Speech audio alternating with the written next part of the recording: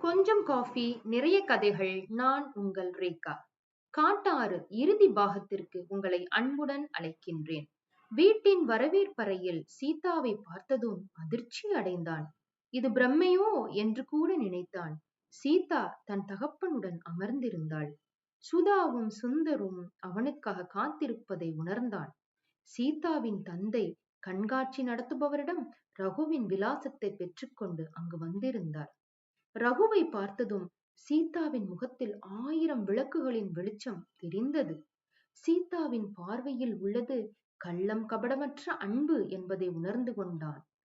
அம்மா, நீங்களும் உங்க பையனும் சென்ற பிறகு என் மகள் அவளாகவே இல்லை.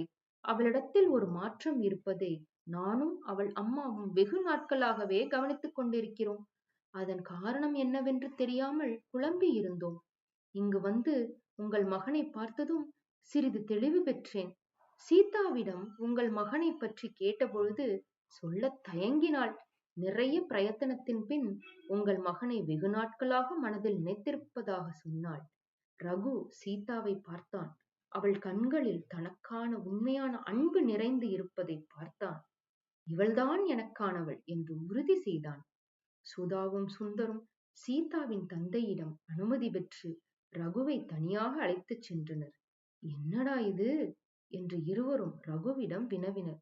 அம்மா, அப்பா, இவள்தான் எனக்கானவள் என்று ஒரே போடாக போட்டான்.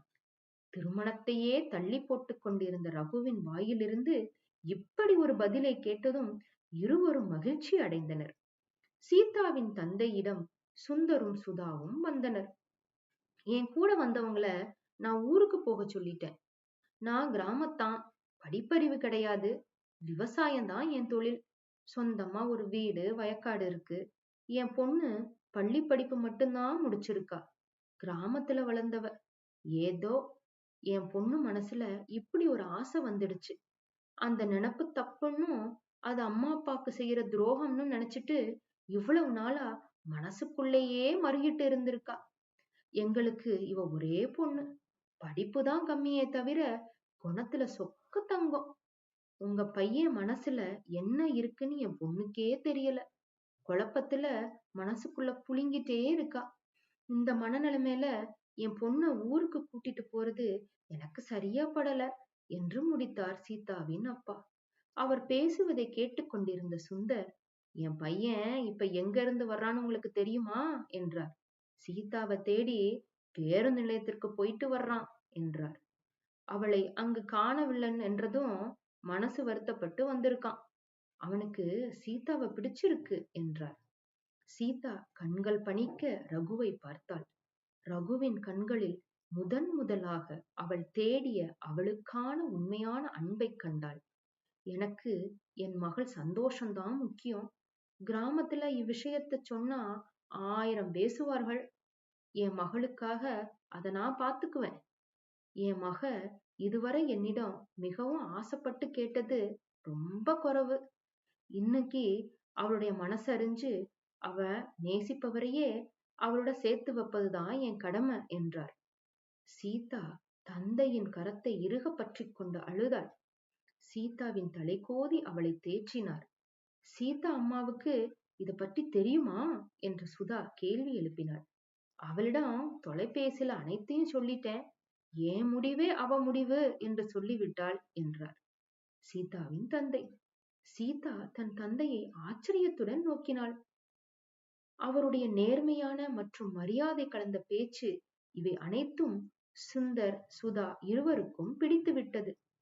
எனக்கு மகள் இல்ல, சீதாவ என் மகளா பாத்துக்குவேன் என்றாள் சுதா. சீதாவின் தந்தை கண் கலங்கி கைகூப்பி வணங்கினார்.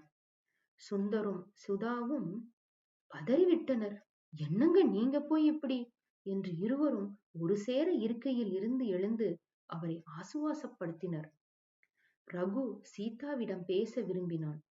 அதற்கான அனுமதியை அனைவரிடமும் பெற்றான். சீதா தயக்கத்துடன் தந்தையை பார்த்தாள்.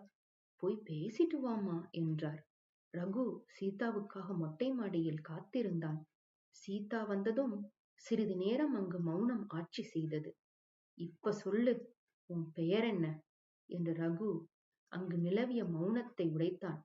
சீதா ஒன்றும் புரியாமல் விழித்தாள். என்ன?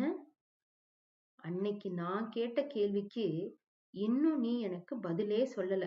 இப்ப சொல்லு, உன் பேர் என்ன என்றான். சீதா புன்முறுவலுடன் என் பெயர் சீதா என்றாள். சீதா ரகு. பெயர் பொருத்தம் நல்லாதான் இருக்குல்ல என்றான் ரகு சிரித்தவாறே. சீதா ஆமோதித்தாள். என்னைய 3 தடவை பார்த்திருப்ப. நான் தான் உன்னோட நிறைய பேசியிருக்கேன். என்னை பத்தி உனக்கு எதுவுமே தெரியாது. அப்புறம் எப்படி உனக்கு என்ன பிடிச்சு போச்சு என்றாள். என்னிடம் முதலாக பேசிய முதல் அந்நிய ஆண்மகன் நீங்கள்தான். ஏன்னு தெரியல, உங்க மீது ஒரு ஈர்ப்பு வந்துடுச்சு. உங்களை காண வேண்டும் என்று இறைவனிடம் வேண்டினேன். அந்த நாளே உங்களை பார்த்தேன். உங்களை தேடி பேருந்து நிலையம் வந்தேன். ஆனா உங்களை காண முடியல. மனசு வருந்தி போயிடுச்சு.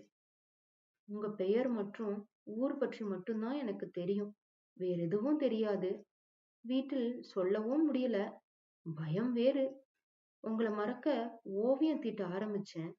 இன்னைக்கு அதே ஓவியம் உங்களை என்னிடம் கொண்டு வந்துருச்சு என்றாள்.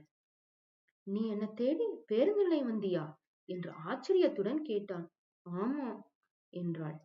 நான் கடைசி நேரத்துல வந்து தான் பேருந்தையே பிடிச்சேன். அன்னைக்கு மட்டும் உன்னை பார்த்திருந்தேன்னா என் மீதான உன் அன்பு வெளிப்பட்டு இருக்கும். இவ்வளவு தூரம் உனக்கு வருத்தம் இருந்திருக்காது என்றான். உன்னுடைய இந்த தூய அன்பை பெற நான் கொடுத்து வச்சிருக்க வேண்டும் சீதா என்று உணர்ச்சி வசப்பட்டு அவள் கரம் பற்றி அழுத்தினான். சீதா திக்குமுக்காடி போனாள். சீதாவும் அவளது தந்தையும் ரகுவிடமும் அவனது பெற்றோரிடமும் விடை பெற்றனர். சுதா பூ, பழம் மற்றும் ஒரு புடவையை தாம்பூலத்தில் வைத்து சீதாவுக்கு தந்தாள். சீதா சுதாவின் காலில் விழுந்து ஆசி பெற்றாள். சுந்தரையும் சுதாவையும் சீதாவின் அந்த செயல் பூரிக்க வைத்தது. மனதார அவளை வாழ்த்தினர். ரகு ஓரமாக நின்று சீதாவை அன்பொழுக பார்த்தான். சீதாவின் தந்தை தன் மகள் ஒரு நல்ல குடும்பத்தில் மணமாக போகப் போகிறாள் என்று மனம் மகிழ்ந்தார். சுந்தரும் தனது அலைபேசி எண்ணை சீதாவின் தந்தையிடம் கொடுத்தார். சீதாவின் தந்தையும் தனது அலைபேசியின் எண்ணை சுந்தரிடம் பகிர்ந்தார். ரகு இருவரையும் தனது காரில் பேருந்து நிலையத்திற்கு அழைத்துச் சென்றான். அவர்களை உரிய பேருந்தில் ஏற்றிவிட்டான். தம்பி, நீங்க கிளம்புங்க, இங்க ஒரே கூட்டமா இருக்கு, நாங்க போய்க்கிறோம் என்றார். ரகு மனம் இல்லாமல் கிளம்பினான். சீதாவின் முகம் வாடியது. பேருந்து கிளம்பும் பொழுது சீதா ஜன்னல் வழியாக ரகுவை தேடினாள்.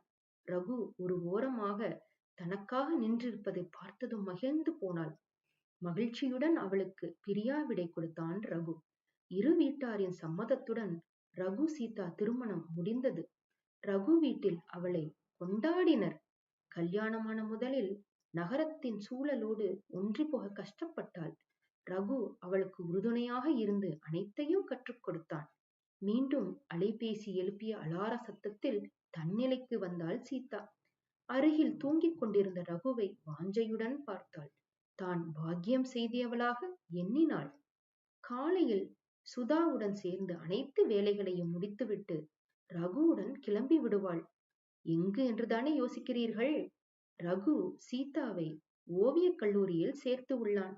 அவள் திறமை வீணாவதை ரகு வீட்டில் யாரும் விரும்பவில்லை.